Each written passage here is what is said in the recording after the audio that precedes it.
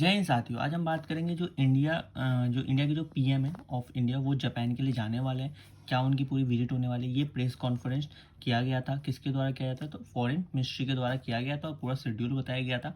ऐसे मैंने आपको पहले ही बताया था कि क्वाड समिट क्या हो गया, कैंसिल हो गया बाइडेन के चक्कर में। अगर आपने वो वीडियो नहीं देखी तो जा करके उसको आप देख सकते हैं, क्योंकि बाइडेन क्या चले गए, बाइडेन अपने जो अपने द्वारा यूएसए चले गए, क्योंकि उनके ऊपर क्या हो गया, डेप्थ सीलिंग के खतरा मंडराते जा रहे हैं। दुनिया में सबसे ज़्यादा कर्ज किसके पास है, तो यूएसए ने ले रखा है 31 ट्रिलियन का। इसको बढ़ाने की बात की जा रही है। तो इस चक्कर से जो बाइडन है, मतलब यूएस के जो प्रेसिडेंट है, उन्होंने इसको कैंसिल कर दिया है। लेकिन भारत ने एक पॉजिटिव साइन दिखाने की कोशिश की गई है। वो पॉजिटिव साइन क्या है? तो वो पॉजिटिव साइन जो फिलहाल बताया जा रहा है वो ये बताया जा रहा है कि हम कोशिश करेंगे, क्योंकि लगभग G7 के अंदर वो सारे देश शामिल है जो क्वाड के अंदर है ना, चाहे यूएसए हैं या फिर India as an guest member. G7 का मेंबर नहीं है कि इंडिया गेस्ट मेंबर जा रहा है वहाँ पे। फिर यूके है, ठीक है, आपको ऑस्ट्रेलिया है आपका, ठीक है। तो ये सारे जो जापान है आपका, है ना। तो क्वाड के अंदर बेसिकली यूके नहीं है। जो क्वाड ग्रुप जो है उसमें यूएस, इंडिया और जापान और ऑस्ट्रेलिया, ये चार देश है इसके अंदर। तो ये चारों ही G7 के समिट के अंदर रहेंगे। तो भारत ये कोशिश कर रहा है कि हम G7 का समिट कैंसिल करने से अच्छा है क्यों ना हम हिरोशिमा जापान के साइड लाइन के साथ ये G7 का जो समिट है उसको करवा ले, जो कि एक अच्छा मैसेज है।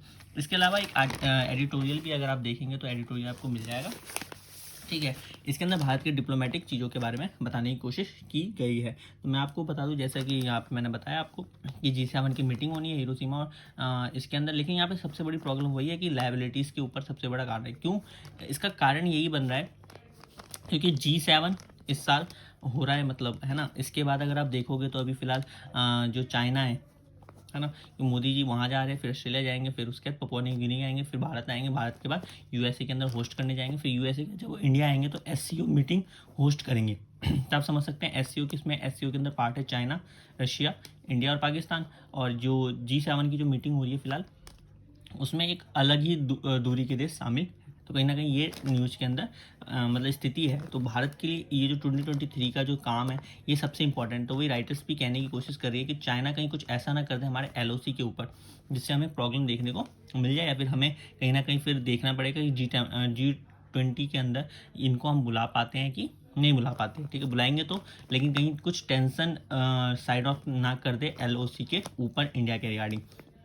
रशियन के साथ कहीं कुछ ऐसा रशियन ना कर दे जिससे कहीं ना कहीं हमें हाथ खड़े करने पड़े, है ना। जैसे न्यूक्लियर बम हो गया, कुछ ऐसा अटैक ना कर दे जो आम मानवीय हो, ताकि भारत को कहीं ना कहीं फिर जवाब देने में प्रॉब्लम आएगी। तो ये डिप्लोमेटिक का पूरा पूरा एक चांसेस बनता हुआ दिखाई दे रहा है। बाकी जो प्रॉब्लम यहाँ पे बताई गई है रेटर के द्वारा, जो डिप्लोमेटिक चैलेंज तो है, साथ साथ में चाइना जिस हिसाब से ट्रेड एक्सेस करता है, मतलब वो धमकी देने वाला काम करता है कि हम हटा देंगे ट्रेड, ये वो। उसका सप्लाई चेन, मतलब कोई दे, जैसे अभी कोरोना जब हो गया था चाइना के अंदर, उसने पूरा अपना मार्केट बंद कर दिया, साथ साथ में एक्सपोर्ट इंपोर्ट भी उसने बंद कर दिया था। फिर हम फूड और एनर्जी सिक्योरिटी के लिए एक सबसे बड़ा कंसर्न हमें देखने को मिलता है। उसके बाद बात करते हैं इंडो पैसिफिक के बारे में। जैसे मैंने आपको बताया कि इंडो पैसिफिक जो है, जो इंडिया की एक, ताकि यहाँ पर कंटिन्यू चीज़ें चलती रहे, उसके लिए एक सबसे इंपॉर्टेंट है। और यूएस जो प्रेसिडेंट जो डिनर होस्ट करेंगे, आज तक 2 ही इंडियन लीडर इसके अंदर जा पाए हैं, मतलब बुलाया गया है। एक सर्वपल्ली राधाकृष्णन 5 सितंबर, टीचर्स डे जिसके 1963 के अंदर टीचर्स डे हम ऑर्गेनाइज करते हैं इन पूरे इंडिया के अंदर, तो एक वो। और सेकंड जो है मनमोहन सिंह जी 2009 के अंदर जो उनके इनविटेशन पर गए थे। जैसे मैंने आपको बताया, जो एससीओ की मीटिंग होगी, जैसे ये सारी मीटिंग खत्म करके मोदी जी आएंगे, वैसे ही जून के अंदर खत्म हो जाएगी, फिर जुलाई के अंदर एससीओ की इस बार मीटिंग होनी है, जहाँ पर हो सकता है प्रेसिडेंट शी जिनपिंग भी हो, व्लादिमीर पुतिन साहब भी हो, प्रेसिडेंट पाकिस्तान के पीएम भी आ जाए, है ना, और सेंट्रल एशियन के।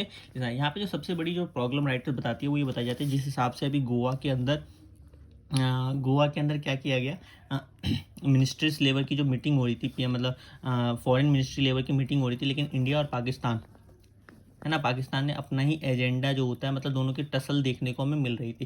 तो ये कहीं ना कहीं दिखाने की, मतलब हमें कहीं ना कहीं ये बायलैटरल जो मीटिंग होती है, बायलैटरल के जो इशू होते हैं, कंट्री के जो इशू होते हैं, ऐसे मल्टीनेशनल फोरम के ऊपर हमें इसको साइडलाइन करनी चाहिए। क्यों करनी? क्योंकि बाकी इसमें अगर एससीओ के आप देखोगे तो 4 तो ये देश हो गए, 4 बाकी के 4 देश जो सेंट्रल एशियन कंट्री हैं। तो सेंट्रल एशिया कंट्री अपने जो आपस के जो प्रॉब्लम है एससीओ मीटिंग के दौरान कभी भी नहीं लेकर के आती है। इसी कारण है कि इंडिया और पाकिस्तान के कारण ही जो सार्क ग्रुपिंग है वो भी फेल होता हुआ आपको दिखाई देगा, और टसल के कारण ही फेल होता हुआ दिखाई देगा। उसके बाद देखिए, जब ये कर लेंगे, उसके सीधा फ्रांस के अंदर बेस्टियल डे के अंदर फिर पीएम मोदी पहुंचेंगे कहाँ पे, तो फ्रांस के अंदर पहुंचेंगे, वहाँ पे भी इनविटेशन है तो वो होस्ट करेंगे। फिर उसके बाद वहाँ पे जाएंगे, है ना, तो फ्रांस होस्ट करेगा पीएम ऑफ इंडिया को। उसके बाद सीधा फिर साउथ अफ्रीका के अंदर फिर से ब्रिक्स समिट भी होने वाला है। तो कहीं ना कहीं यहाँ पर एक चर्चा का विषय रहेगा किस चीज़ का, तो डॉलर से हम कैसे निजात पाए, जो डॉलर डोमिनेंस है उसको हम कैसे हटाएं। तो ब्रिक्स पेमेंट सिस्टम या मैकेनिज्म कुछ बनाना चाहता है, उसके रिगार्डिंग यहाँ पर चर्चा हो सकती है। उसके बाद फिर G20 का मीटिंग होगी, सितंबर के अंदर होगी। तो कहीं ना कहीं ये देखना पड़ेगा हम कैसे इन सब चीज़ों को मिक्सअप करने की कोशिश करते हैं और किस हिसाब से हमारी जो डिप्लोमेटिक स्किल है उसका भी टेस्ट एक अच्छे रीजन में हो। जैसे मैंने आपको बताया, चाइना कुछ ऐसा ना कर दे एलसीओ पे जिससे हमें कुछ दिक्कत हो, और रशिया कुछ ऐसा ना कर दे यूक्रेन के अंदर जिससे हमें उनको बुलाने या कुछ ऐसे करके फिर हमें वो एक अलग ही ब्लैक क्लैश फेस करना पड़ेगा। फिर ये बता दें, जो मल्टीनेशनल जो इंगेजमेंट होता है, क्योंकि अगर आप देखोगे तो जब 1947 में हम आज़ाद हुए थे उस टाइम ना हम कोल्ड वॉर के अंदर जो एरा एक बन गया था कि आप इधर की तरफ जाओ या इधर की तरफ, रशिया की तरफ जाओ या यूएसएसआर की तरफ जाओ या फिर अमेरिका की तरफ जाओ, वो हमने ना चूज करके हमारे पीएम ने उस टाइम नाम जो नॉन अलाइनमेंट मूवमेंट था उनकी तरफ जाने की कोशिश की थी। तो इसकी तरफ हमारे झुकाव है फिलहाल, इसकी तरफ भी हो सकता है ना। तो उसके रिगार्डिंग ही यहाँ पर बताने की कोशिश की गई है कि तो मल्टीनेशनल जो फोरम है उसमें हमें इंगेजमेंट और बढ़ाना चाहिए। क्यों? क्योंकि अभी हम क्या कर रहे हैं, 2023 के अंदर एससीओ की भी मीटिंग हम होस्ट कर रहे हैं। उसके बाद आप देखोगे तो जो G20 का एससीओ की मीटिंग भी होस्ट कर रहे हैं। फिर उसके बाद इतने सारे बाई साइड लाइन में ही सारी मीटिंगें चल रही है। फिर एससीओ के साथ साथ आपका G20 की भी हम मीटिंग होस्ट कर रहे हैं। तो दो सबसे बड़े हम चीज़ों को होस्ट करने की कोशिश कर रहे हैं। राइटर्स ये भी बताते हैं कि ऐसा नहीं है कि हमने ये पहली बार ऐसा कुछ किया है।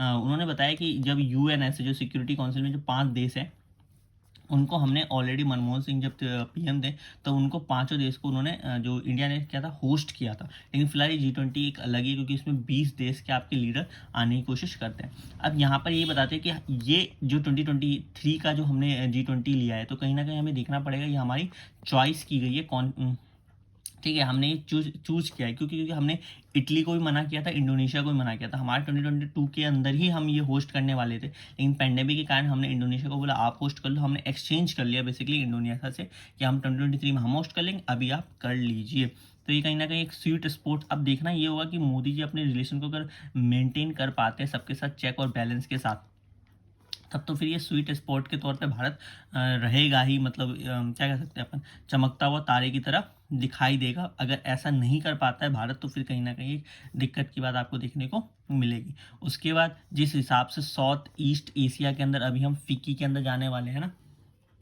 तो वो भी बात की जा रही है। साथ साथ में हम जो साउथ ईस्ट एशिया के अंदर फिक्की के अंदर अभी हमें पीएम मोदी जाने वाले हैं। साथ साथ में G20 के अंदर सऊदी अरब, यूनाइटेड अरब अमीरात, जो टर्की है, इजराइल है, इन सब ने भी न्यूट्रल रह करके, क्योंकि भारत ना यूक्रेन की तरफ गया है ना रशिया की तरफ गया, वो न्यूट्रल रह करके अपनी बातों को स्पष्ट करने की कोशिश कर रहा है। तो कहीं ना कहीं हमें देखना पड़ेगा कि जब सऊदी अरब, यूएई और इजराइल, टर्की जैसे देश भी न्यूट्रल होकर काम कर सकते हैं तो हम क्यों नहीं कर सकते हैं।